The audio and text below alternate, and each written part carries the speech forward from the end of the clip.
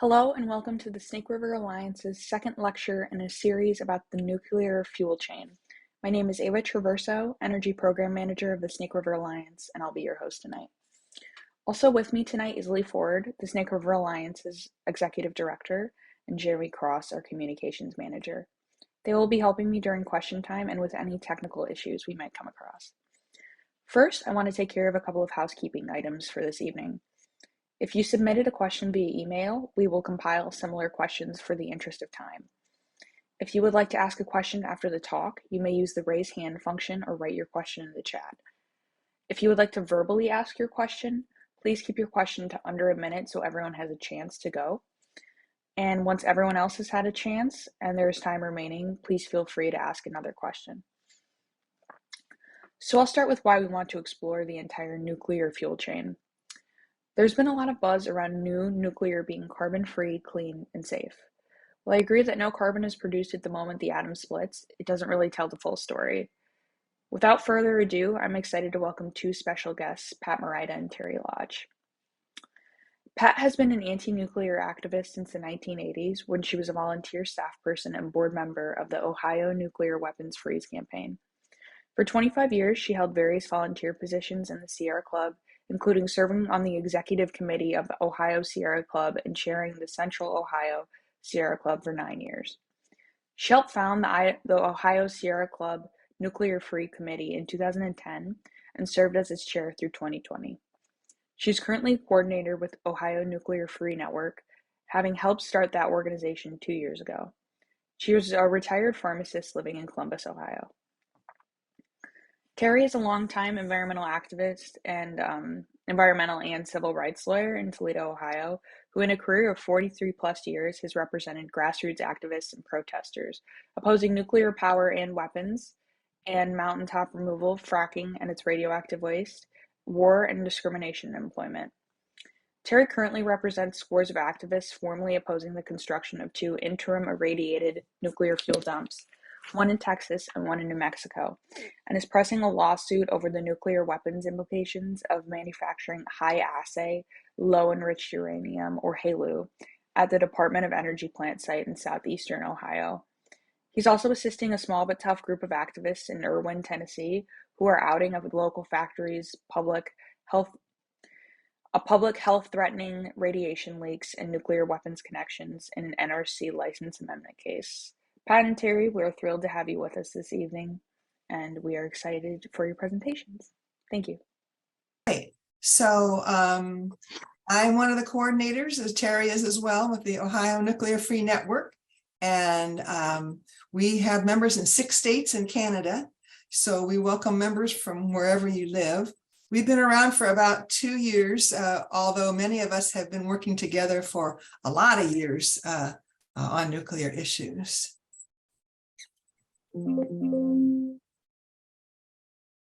Okay.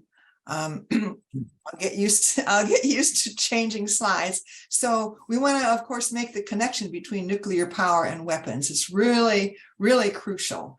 And even the leaders are talking unabashedly about it. French President Emmanuel Macron is speaking about the importance of it. U.S. military leaders are speaking about the importance of it, and the funding, the technology, and the education and the infrastructure, and they all overlap. And and the peaceful atom, it gives legitimacy to the nuclear industry, and also it has moved the infrastructure funding from the military to the civilian, and that's an important reason why they wanted to have nuclear power.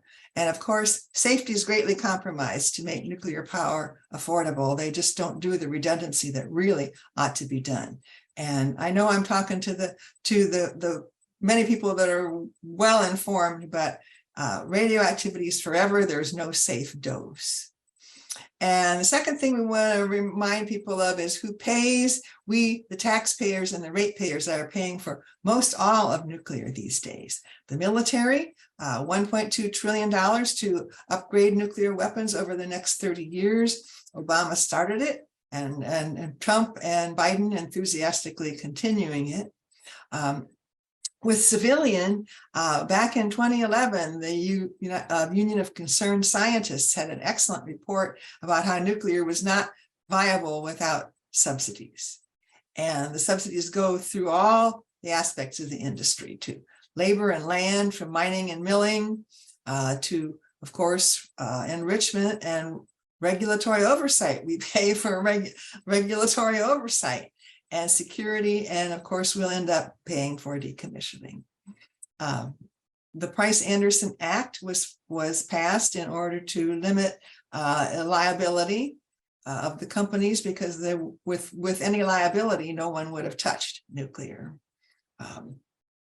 And construction work in progress that forces ratepayers to pay before any electricity is received. And then, of course, there's market competition favoritism in when companies compete for providing electricity, and this can happen through FERC, the Federal Energy Regulatory Commission. So Lee's already addressed the big lie: nuclear power produces no carbon and zero emissions. And how do they get away with this? It's just amazing. So the front end, how a nuclear reactor gets its fuel. So we have on this slideshow, I have linked 2 fact sheets. One is mining and milling. It's about uranium. And I understand that Leona Morgan gave you a talk about this, about mining and milling before. And so I'm going to focus on enrichment in this slideshow, and Terry's going to add things about nuclear fuel fabrication and more. So reactor construction and operation is the middle part, and it's an immense undertaking. And it still takes energy to run a nuclear power plant, even though it's already been built. And it has a massive water use. And then about half of that water goes up in as water vapor. It's hot, and it contributes to global warming. And then very hot water is discharged, and it is incompatible with the ecosystems that are. It's very destructive, especially in places like Florida at Turkey Point. So I believe you're going to get a link to our slideshow, and the slideshow has the links. These that are in yellow are linked, and our fact sheets are 1 page, 2-sided, and easily printable. If anybody wants to make copies to use for whatever reason, or handout, they make good handouts for people that are talking about these issues. So then, of course, the back end of nuclear is forever deadly radioactive waste. And we don't even think about how much energy it's going to take to isolate this for millions or hundreds of thousands of years. So again, the link is to our fact sheet, uranium enrichment and fuel fabrication. And this busy slide is about the front end industries after mining and milling occur. So there's conversion. And during that process, fluorine is added to uranium. It makes uranium hexafluoride, and that can be heated to make a gas, and a gas is needed for enrichment. Enrichment itself is a physical process, and it's concentrating the smaller and lighter fissionable uranium-235 into a usable weapons grade. The first enrichment was gaseous diffusion, and that's what happened at the Portsmouth nuclear site. And it also happened at a sister facility in Paducah, Kentucky. And so that concentrates the fissionable 235 by size, because the molecules go through sort of a filter kind of thing, and the smaller ones go through faster. Currently, they're enriching using centrifuges. And this concentrates the 235 by weight, because the lower weight ones spin off faster. And what we really want to do is stop laser enrichment. GE Hitachi has created a demonstration plant in North Carolina And they want to build a full-size one at Paducah, Kentucky, but there's really not that much market for enrichment right now, so they haven't gone ahead with that. But they've been given a whole lot of greased skids by the state of Kentucky. And the reason it's such a proliferation risk is because laser enrichment can be done in a very small building and without a heat signature. So no one's going to know if there's laser enrichment. No one's going to know in the world is going to know who has nuclear weapons and who's enriching uranium. So then there's deconversion after the depleted uranium, which is the waste from the enrichment, which is like over 99% of the uranium is waste. The fluorine is taken off because the uranium hexafluoride is highly reactive, not only very toxic, but highly chemically reactive. So it's a good thing that they take this off, but you'll see that there's a problem with that also when we get to some of the next slides. Down blending, that's getting fuel from dismantling weapons. Fuel fabrication, Terry's going to talk about that, making uranium pellets and putting the pellets into fuel rods and those into fuel assemblies. Then reprocessing and MOX fuel. So that's reprocessing is getting fuel supposedly from high-level waste. And then they get uranium and plutonium from radioactive waste, and so they have mixed oxides of plutonium. That's what MOX fuel is. But that fuel itself is really not been successful, and the reprocessing has made a hideous mess wherever it's happened. And then, of course, all the way through all of this, accidents, spills, and so forth are borne by local people and local communities to clean up anything that's found out about. And last but not least, well, probably most important is how do you finally clean up these front end facilities? Well, maybe you do that by sweeping it all under the rug, and it certainly is very expensive. And the picture there is the Honeywell conversion in Metropolis, Illinois. And that place spewed out uranium hexafluoride for years, and now it's closed while they're doing a major remake of that. So in Ohio, we have the Portsmouth nuclear site, and it's in southern Ohio. They enriched uranium there for weapons, first of all. It was built for weapons from 1954 to 2001. It's almost 4,000 acres, and those buildings covered 100 acres under roof. Now that's, if you think about that, they're 85, 65, and 45 foot tall buildings. They are / were. Some of them, one of them is completely down. The facility, it uses as much electricity as New York City. They built 2 coal plants to supply the electricity. And the worst thing that they did there was bring in high-level nuclear waste because they thought they could get some uranium out of it. And they ran it through all the process buildings. So the whole place is contaminated with transuranics. And of course, the dismantling is going to cost a lot of money. And that's an aerial photo of the site. So this picture then shows where it is located in Ohio, not too far from the Ohio River. And military and civilian overlap is prominent at the Portsmouth site. New uranium enrichment is about to get started there. Back in 2019, the Department of Energy gave a $115 million no-bid contract to Centrus to enrich uranium there by centrifuges.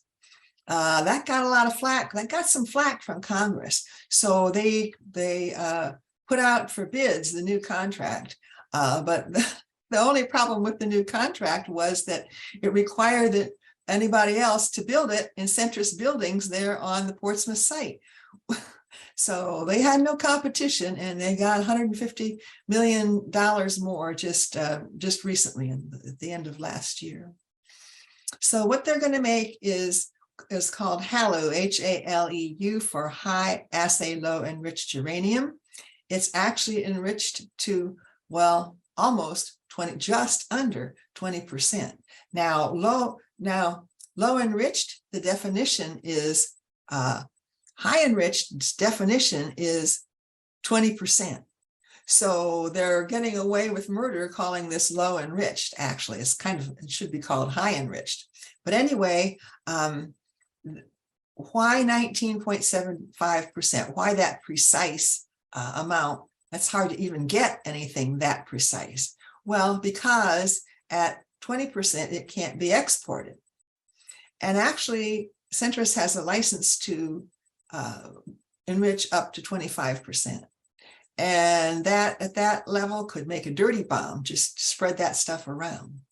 And it's very easily enriched to 90%. And they want to do that for weapons and submarines. So, and the US, as I said, wants to export the technology, which is a proliferation risk. And why do they want to export it? Well, developing countries will need, if they have a US nuclear, they will need nuclear they'll need parts, they'll need equipment, all coming from the US. The US will provide training, and this will go on for years, and it really makes would make them politically dependent, not only nuclear dependent, but politically dependent on the United States. So we have a flyer about all the goings on with this new industry and Centrus. And Terry may talk about, I'm hoping, how he is helping us and working with Beyond Nuclear as our lawyer seeking review on the licensing of this thing, because they did not do the required environmental impact statement. And again, military and civilian overlap.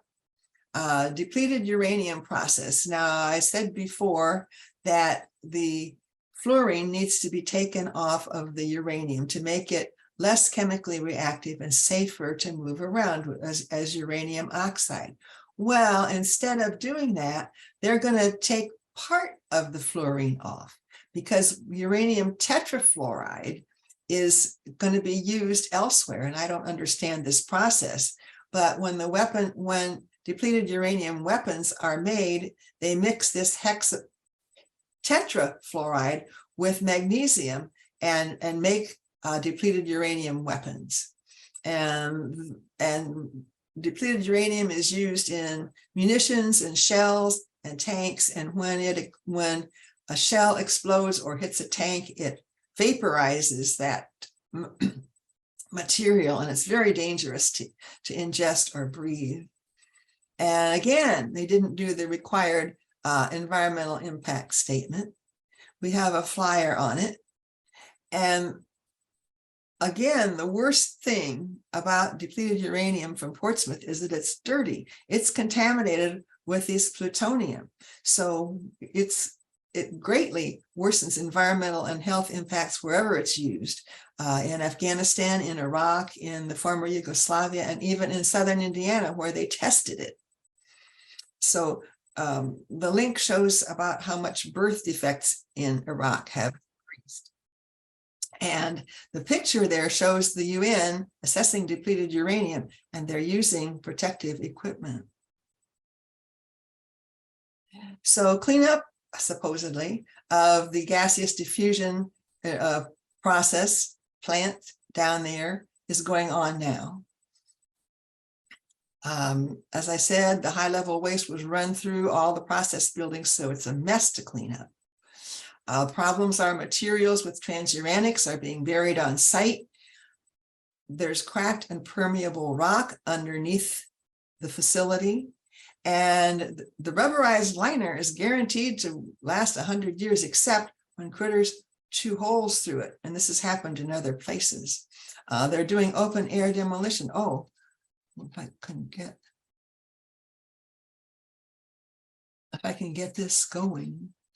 Oh, I can't get my, anyway, that photo shows the, someone sneakily took that photo, that tarp is flapping. So they were supposed to well, they didn't cover anything up, but they got a lot of flack, so they covered a few things up. But that tarp, they covered it up with this flapping, and that I can't make the video work. Okay, so anyway, the streams, Little Beaver Creek is contaminated, the groundwater is contaminated, they're moving stuff off site, and landfills. This is a huge problem. Not all of the landfills are being remediated, and we really want to insist that they do that. That should definitely be done. Okay. So the offsite contamination was first found out about when a 2017 annual site environmental report was released by the DOE in 2019 and identified neptunium in an air monitor outside the Zons Corner Middle School, which is shown there in the picture. It's 4 miles from the site. The school board closed the school shortly thereafter. We are working with Dr. Michael Ketterer, who some of you may know. He's a professor, retired professor, expert in analyzing radioactive materials. He has access to wonderful spectrophotometers down at Northern Arizona University. And he identified offsite radioactive elements from Portsmouth. And so the Department of Energy, I don't know, secretly or somewhere, they talked about his fringe science. Then we're also working with Dwayne Pullman, who's a Cincinnati TV reporter, CBS affiliate, and he's covered these issues on the site for some time. And I have a link to 20 video clips. Anyone can access those there. They're interesting. He interviews people that have children in the area that went to that middle school that are sick and then have died. And then we hired Joe Mangano. He is the executive director of the Radiation and Public Health Project in New Jersey. And he is an international expert. You may have heard of him. He's done the baby teeth stuff and studying radioactivity in baby teeth. Anyway, we hired him to do an analysis of CDC statistics of health in Pike County. And what he found was rather shocking. From 1950, when cancer mortality was 12% below the US, it's gone up to 2020 of almost 33% more than the national average. And the overall death rate from people up to age 74 in Pike County went from way below to 85%, which is nearly double now the national average. So Ohio is the heart. There was a slogan, Ohio's the heart of it all, but now we're saying Ohio is the nuclear weapons, the heart of the nuclear weapons industry's expansion. It's home to one of the nation's largest nuclear complexes. And you can contact me if you want more information. My email is my name, Pat Marida, M-A-R-I-D-A, @outlook.com. And if you would like to join our listserv, you can put your name you can put your email and name too, I guess, in the chat. And thank you. The end. Thank you, Pat. That was great. And I don't know if we want to go right into Terry and then do questions at the end, or if you'd rather take a few questions now. I guess if anybody has a burning question, I don't know. But if not, we can jump right into Terry. So which is it? All right. I don't see any questions now, so we'll wait till the end. And Jeremy might have gotten some in the email. So thank you, Terry. Certainly. My greetings to our friends and allies in the West. I recognize a lot of names because I've been involved, as was mentioned at the beginning, in the fight against 2 consolidated interim storage, radioactive waste dumps, one in Texas, one in New Mexico, that the Department of Energy and the NRC proposed to use as holding facilities for an indeterminate period, possibly up to several centuries of nuclear waste. They have no realistic plan, but there are some entrepreneurs that stand to make a great deal of money in trafficking it. This is part of the lack of American foresight that goes back 8 decades, beginning with the Manhattan Project. There's a lot of things I want to cover, and I am possibly going to ramble, but Pat mentioned a number of things. I have been actively anti-nuclear since the mid-1970s. I'm originally from a lovely town on the Ohio River, southwest of Cincinnati in Indiana. Madison is the name of the place, beautiful place, very hilly country and all that. When I was a kid in the 50s, I became asthmatic at about age 6, and it was a direct result of the construction of a massive 1,000 megawatt coal burning facility on the edge of town that burned approximately 80 tons of good West Virginia coal per minute. It was much to my dismay. I moved to Toledo after graduating college. Toledo is about 265 miles north of my hometown. It's extreme northern Ohio.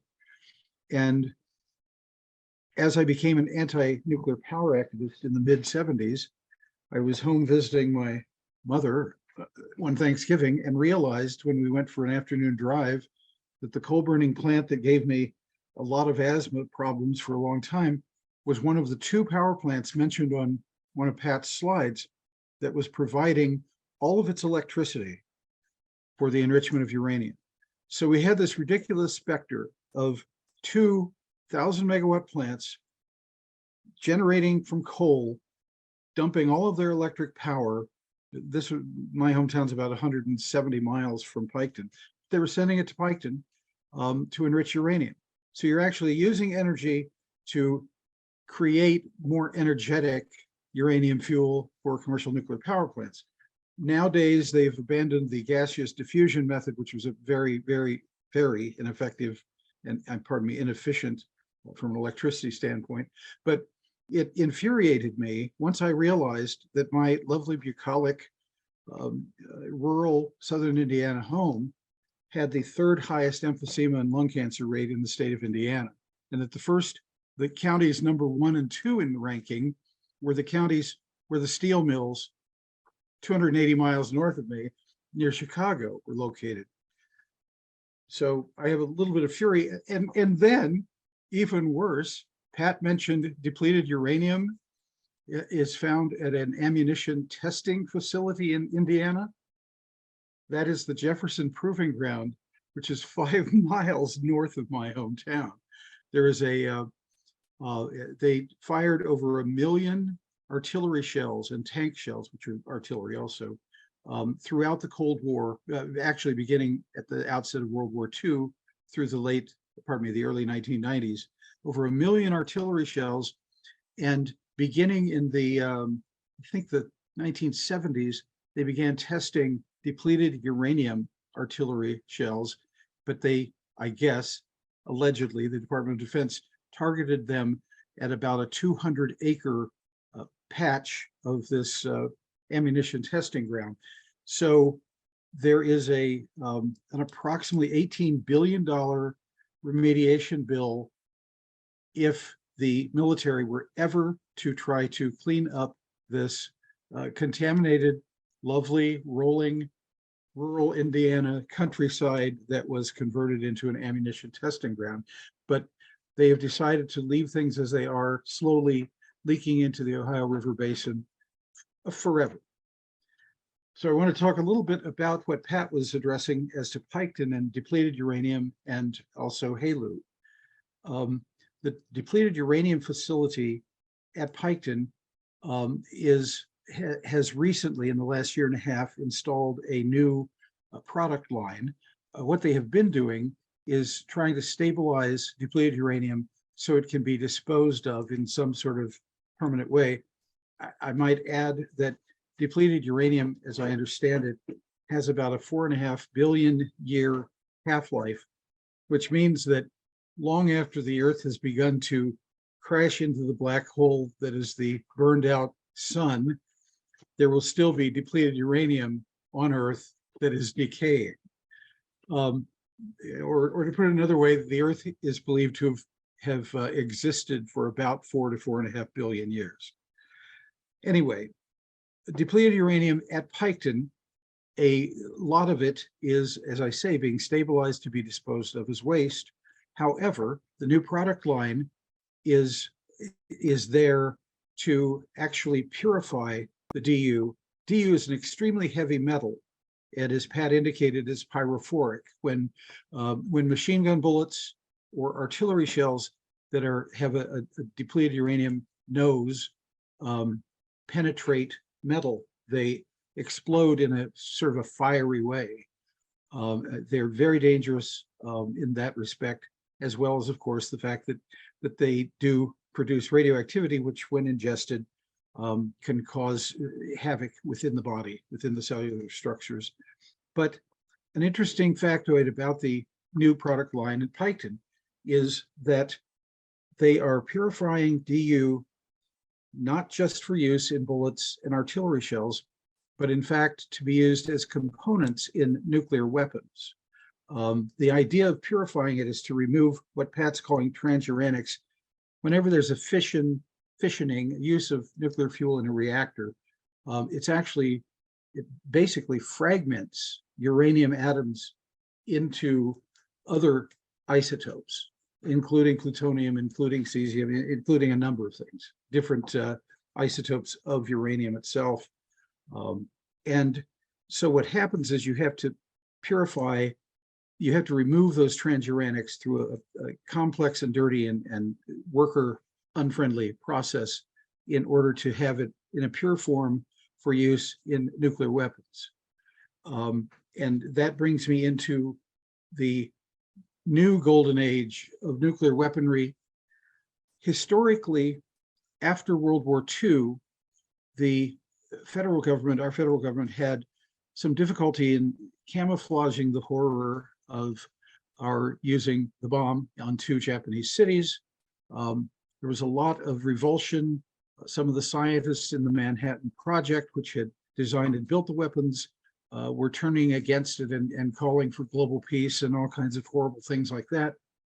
And in the process, the nuclear industry, the commercial nuclear power industry, grew up and was heavily subsidized in part to provide a friendly atom or a peaceful atom type of cover story. And that actually was embodied in advertising programs and all that, because I remember, and some of us who are old will remember duck and cover exercises at grade schools and things like that, because there was genuine fear once Russia developed, the Soviet Union developed and tested a weapon, I think in about 1949.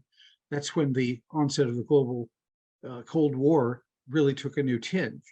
So in any event, commercial nuclear power flourished in large part due to a lot of subsidies, but it was in part designed, as I say, to put a nice friendly smiley face on the peaceful atom. President Reagan made an erroneous statement of fact in one of his State of the Union addresses, I believe, where he actually admitted that there was a nuclear power and nuclear weapons connection, that that some of the material, the so-called radioactive waste from nuclear power, was being used, digested by the War Department to make nuclear weapons. And that was kind of an interesting breakthrough from a public relations standpoint in the early 1980s. I remember well that when we were trying to explain to people that the peaceful atom isn't really so terribly peaceful, they kept saying, well, you don't have any evidence. I mean, they're making electricity and it's cheap, it's whatever. We're opening more and more plants every year. So that particular barrier was broken 40 years ago, but has sort of fallen into disuse or been forgotten by people. But the next generation nuclear reactors are nuclear weapons spreading machines. They are proliferation devices. And that is a particularly troubling thing, which brings me to the high-assay low-enriched uranium fuel, HALEU, being manufactured via centrifuge at Piketon.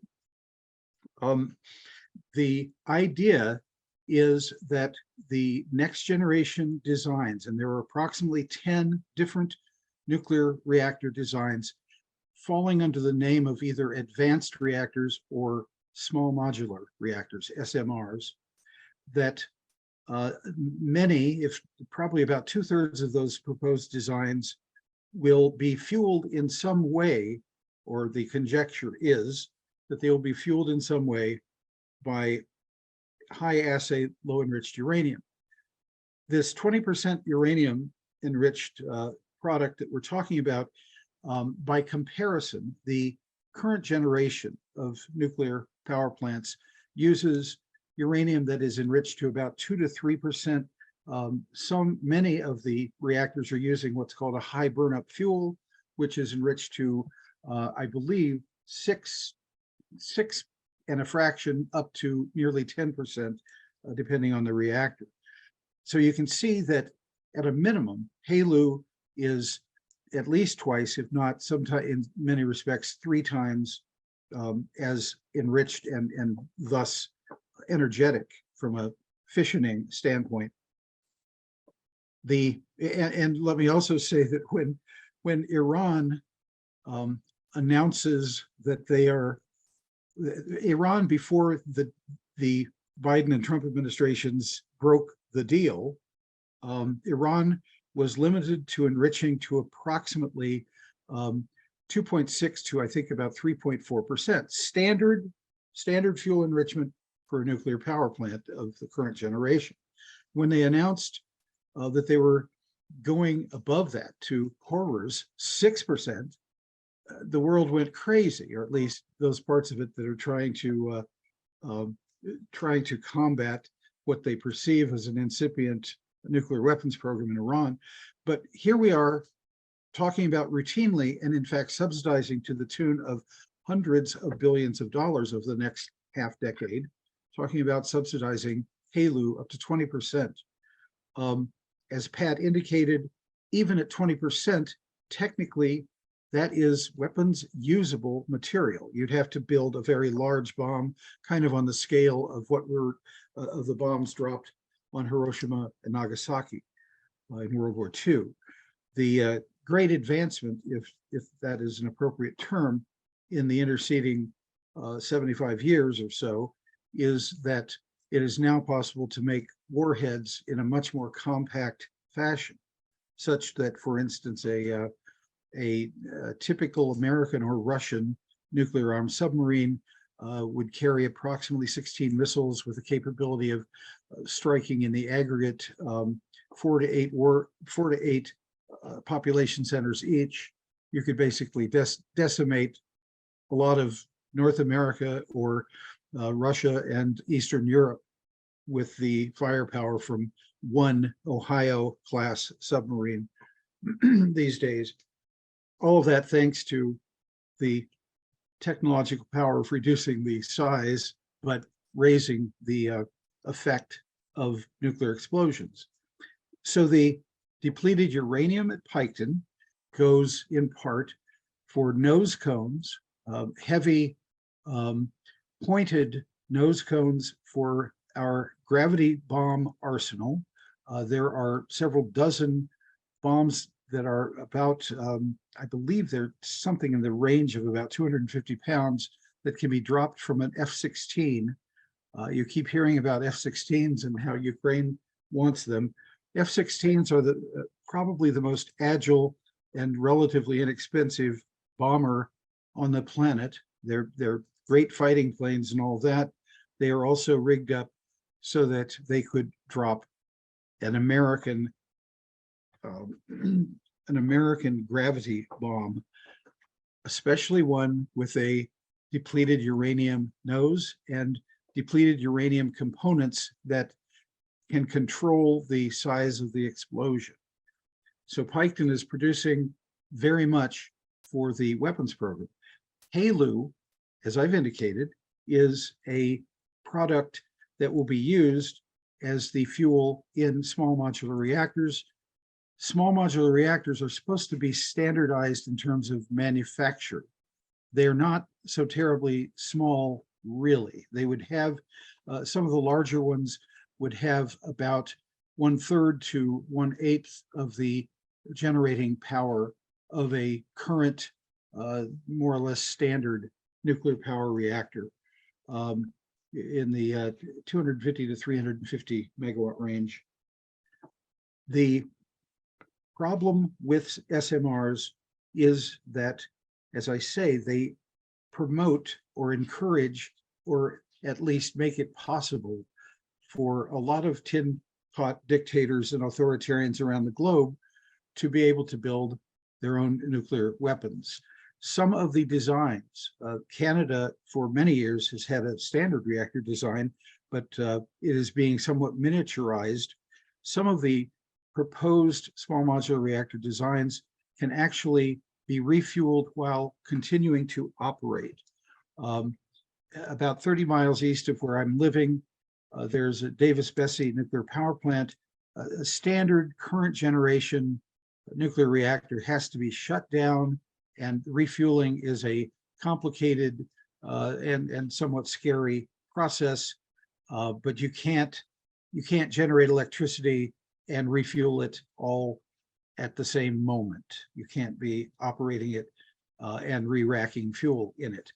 The CANDU, the Canadian reactor design of the 1970s, was exported to India, and ultimately a similar design to Pakistan.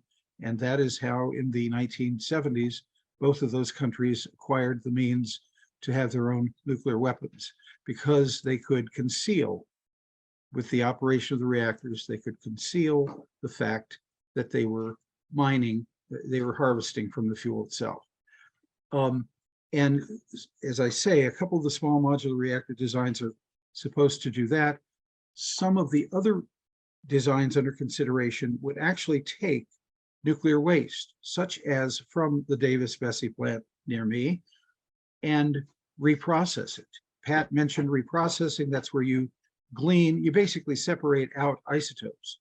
And the idea would be that through a dirty and dangerous chemical process, you could isolate some components of the isotopes that could be recombined into nuclear fuel and used in small modular reactors.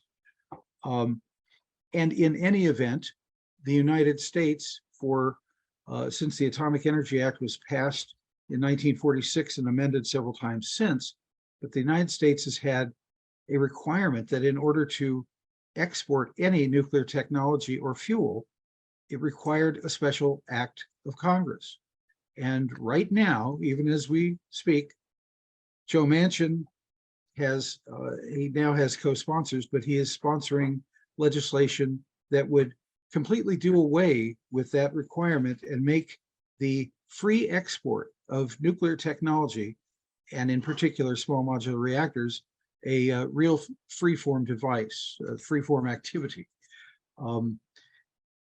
When Michael Flynn was for 2.5 weeks the special advisor to President Trump, he was at the same time a paid lobbyist for a consortium of 7 American firms that are pooling their talent and design capabilities to make a go of globally marketing small modular reactors. And one of the things that a congressional subcommittee has discovered is that while he was with the Trump administration for 2.5 weeks, that Michael Flynn was eagerly imploring the president to sign a special executive order to make it possible, basically to bypass the congressional approval requirement, so that export of nuclear power technology, which, as I say, is also potentially nuclear weapons technology, could happen expeditiously.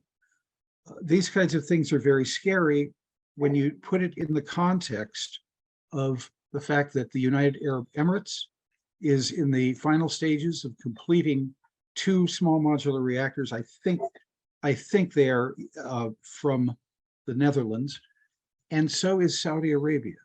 Saudi Arabia has completed and is, pardon the dog barking, is completing the, they haven't signed the International Nuclear Non-Proliferation Treaty, but they are, the Fresh Prince of Saudi Arabia has made it clear that he believes that there should be an Arab bomb as a counterweight to what they perceive as being the Iranian weapon, which incidentally doesn't exist.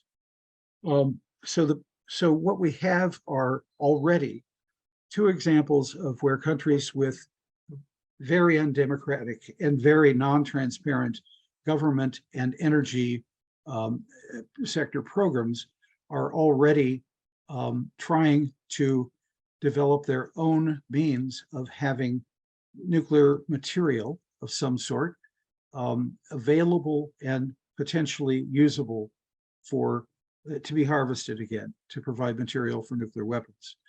So we are in a very interesting and dangerous time. I kept listening a couple of weeks ago when the Bulletin of the Atomic Scientists moved the atomic clock 10 seconds closer to midnight. They didn't really talk very much about the proliferation potential of small modular reactors, but the American economy is being restructured in the direction of doing that, even in the midst of the Russo-Ukraine war, which of course has seen a great deal of saber rattling, and I think in some respects, some very necessary realizations coming to people that we really do have an awful lot of money tied up in insanity and in the ability to destroy the world in an afternoon. So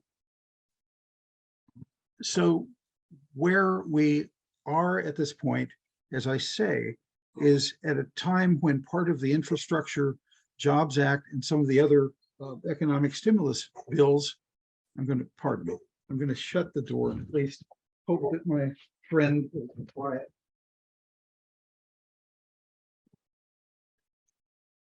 While Terry's gone, I might mention he's talking about Piketon. That is the small village where the Portsmouth nuclear site is located. So they're one and the same. And the Department of Energy likes to use them interchangeably to keep people confused. What's the term, Pat? What were you talking about? Portsmouth and Piketon. Oh, yes, I'm sorry. Yes. It's the Portsmouth nuclear site at Piketon, Ohio. Right. Very good. Yes. So where things are right now is that we are in the early stages as a nation of seeing very unprecedented subsidies being directed into recreation of an American uranium fuel chain, which the DOE has been pursuing, which will have very considerable effects in the West and on indigenous tribes and in places where there are already hundreds of played out uranium mines. So there is considerable money that is being talked about being directed to I guess, reinforcing or stabilizing the existence of the White Mesa Mill. Also other elements such as the Metropolis plant in Southern Illinois that develops and processes yellow cake, which is the feedstock basically for ultimately the creation of nuclear fuel. There also is considerable money going directly into better bombs. One of my other legal involvements, as indicated at the beginning, is to work with people in extreme eastern Tennessee, in Irwin. It's a lovely little town of 5,000 in the Appalachian Mountains, where Nuclear Fuel Services for 65 years has been downblending bomb material to 20% use a 20% uranium content fuel to be, again, something akin to high assay, low enriched uranium to be used in the nuclear navy. They are taking on a new product line that will actually refine and enrich highly enriched uranium. So we'll have even better bombs, which is something that I suppose all of us should desire. And pardon my, yes, I am sarcastic and I apologize. But one thing that is very troublesome in the pattern of things that's going on is that we haven't even closed nor understood the previous chapters of the American nuclear saga. The Piketon story Pat alluded to, that enormous death and disease accompanies for miles around places like Rocky Flats near Denver, places like Piketon in southern Ohio. They have discovered plutonium from the plant in Irwin, Tennessee, 95 miles downstream in a lovely scenic river that runs through east central Tennessee. That means that the entire riverbed for that 95-mile range contains radioactive material. And it, as Pat indicated, there's a yeoman retired scientist who's, for the most part, donating a lot of his time and talent to simply documenting these contaminations. The fact that there are, of course, American victims, whether they are Navajo miners in the uranium mines in Arizona, New Mexico, and other states, to the residents near such mines, to people living near Hanford, Washington, people living in Southern California,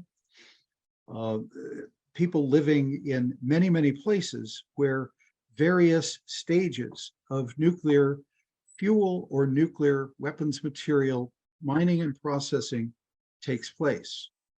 And as I say, there's not been an appropriate understanding of what it has really cost us, whether it be special workers, federal workers' compensation program for nuclear workers, whether it be the incredible additional costs of maintaining or restoring people's health, or the amazing costs of burying people who are in some way ultimately victims of exposure around Piketon, around many places.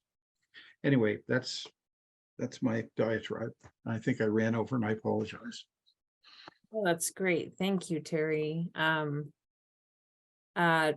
Yeah, that's I don't even know where to start with the questions. I've such a huge subject, but I just want to thank you both, Terry and Pat, for all your time. And just before we start question time, I just wanted to remind you, in that slideshow, she has some links to some fact sheets, Pat does. And then also I'm going to put a link. This website isn't working yet, but Pat, in about a month, it should be working, so that you can go and support her work.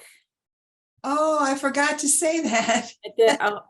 Is it the ONFN.org? Is that correct? Yes, it's not up yet, but it will be hopefully very soon. And we have a lot of good information to put up there.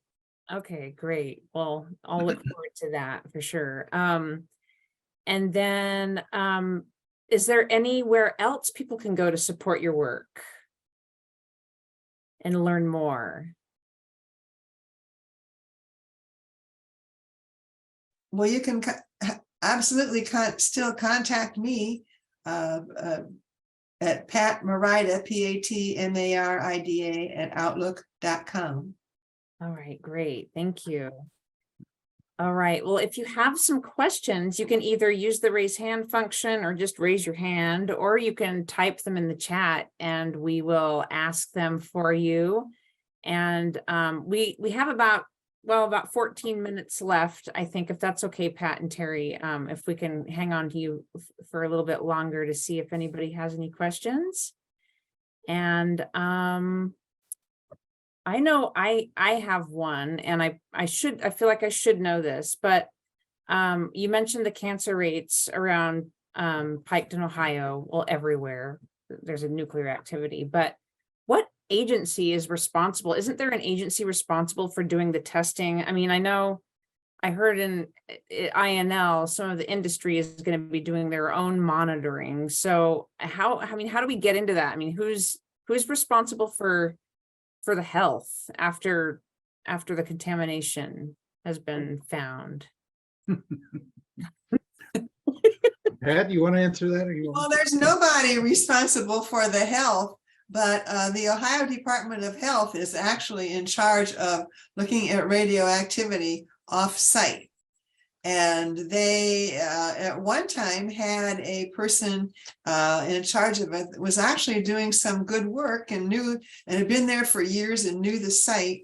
And but then she was asking questions and that would not do. So they got a new program where that every official, every Department of Health person who is looking at the site would be, I'm getting mixed up here, but the EPA then said that every person who is looking at what's going on there at the Portsmouth nuclear site would have to be rotated. So just in case at any site in Ohio that any EPA observer would know anything about, which is would be rotated, so they would never get to know a whole lot of what's going on. But as I said before, and Terry can chime in on this, the Department of Health is actually in charge of looking at radioactivity that comes off site, and the Department of Energy is not responsible for that. So Terry, you want to chime in on that? Simply to echo what you were saying, there have been several attempts over the decades to try to appropriate money for the NRC, Nuclear Regulatory Commission, to actually monitor and perform public health studies in the vicinity of nuclear power plants. Somehow those bills never get passed into law, and thus there is very little science unless it is done independently and outside of the NRC, such as at Piketon. So the problem is that there's nobody really in charge. Public health agencies at the state and local level are rarely equipped nor staffed up. Nor do they generally have the resources to undertake long-term epidemiological studies to track people. The news of that Joe Mangano publicized around Piketon is a shocker to everybody. Although people know anecdotally, I mean, there are some just god-awful stories, of course, of young children dying, of a 21 or 20-year-old baseball star that went to, I think, OSU, Ohio State University, and develops a brain cancer and is dead in a matter of weeks. Just that there are terrible deaths that go on unnoticed, unconcealed, unnoticed and not well understood or publicized, because we do very few autopsies because people die of sometimes multiple causes, and cancers are very difficult to identify as being explicitly from a source. And I do see that my friend Alfred Meyer has pointed out that my reference to 20% enriched uranium is not quite accurate. As Pat indicated, HALEU is 19.75%, but the margin of error that was granted in the license for the Centrus Corporation at the Piketon facility allows them to enrich to as high as 25% and try to average it out to something below 20. The 19.75% figure is public relations. It's to be able to tell people that we're not mixing weapons grade material here. This is just nuclear fuel, folks. Thank you, Terry. That's incredible. Charlotte Connolly has written a question in the chat. What is known about the Federal Office of Nuclear Energy? Many of the DOE agencies actually work in some degree of harmony. A few people know that there's an assistant Secretary of Defense who is also holds a dual capacity of being an assistant Secretary of Energy, overseeing the National Nuclear Security Administration, NNSA. It's a branch of the DOE, and that's the War Department for nuclear weapons. The Office of Nuclear Energy, we think, and have some evidence showing that they tend to provide sort of a civilian face to startup projects that are actually ultimately to gather data or prove the viability of a process for the NNSA. But not a lot. I have to admit, I don't know a great deal about the Office of Nuclear Energy, but see their name mentioned sometimes when you would wonder, why isn't this just candidly admitted to be an NNSA project? And it's because people get squeamish about learning that in Irwin, Tennessee, that their family members are going to be manufacturing bomb material.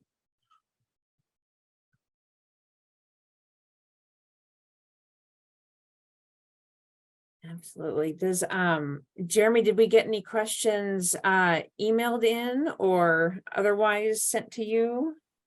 There isn't any, but I do have a question.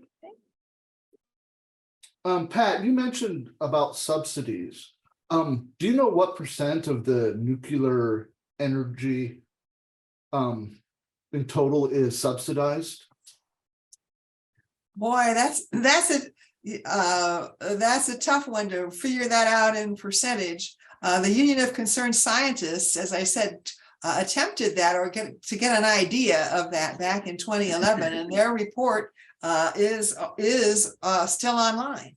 If you want to, so that is the closest report that I know. The nuclear industry does not want you to know. But what I can say is that now it's going to be almost 100% subsidized and incentivized with loan guarantees that if the company can't repay, if they don't make enough money to repay, Republic will be stuck. So they might be able to go ahead with this. Yeah, it's really a pie in the sky. It's really, I don't know how it can keep going, but I did want to say something about jobs. You know, they advertise jobs, and people are all excited, but those jobs, we pay for those jobs. You know, it's not like another kind of a more honest type of job where people are making money, where we're not paying for all the accoutrements that go with this. So that, and also military spending is just hugely inflationary. And subsidies can take many forms. One of the ancient types is the Price-Anderson Act, which was enacted in the 1950s to provide a system of insurance for damage that might be caused by nuclear power accidents. Your homeowners or your renters policy has everyone's has an exclusion in it that says that your private Allstate, State Farm, whoever isn't going to pay for any damage caused by a nuclear accident. And that's because this federal insurance program, whose ultimate premium payer is you, will pay for the damage. There's also a lot of, in current, boy, I wish my pit bull would shut up. There's also subsidies in the form of federal loan guarantees for the Sumner plants, 2 plants under construction in, I think, South Carolina, that have been canceled. And before they were canceled, they got, I'm thinking, $17 billion in federal loan guarantees. And folks, they're canceled. Those plants will not be completed, and $17 billion goes up in a cloud of dust. Another form of subsidy in Ohio is the source of the largest bribery scandal in the history of the state, where the state, the Speaker of the State House of Representatives, basically created a channeling to pass through $61 million worth of campaign donations, as well as money for dirty tricks and bribes for many significant political figures in Ohio in order to pass a new law that would provide over $1 billion a year in subsidies to Ohio's nuclear power plants to keep them operating because they're no longer competitive. So there are a lot of different subsidies. It's very difficult to quantify. So with this trial, the man that Terry mentioned, Larry Householder, the former speaker, what's being brought out is that these people at First Energy, that's the company that was doing all this giving away all this money and bribes and so forth, they sent out a picture once this bill passed, giving them $1.2 billion over I don't know how many years, but anyway, they have a picture. They've sent out a picture with their logo over the State House.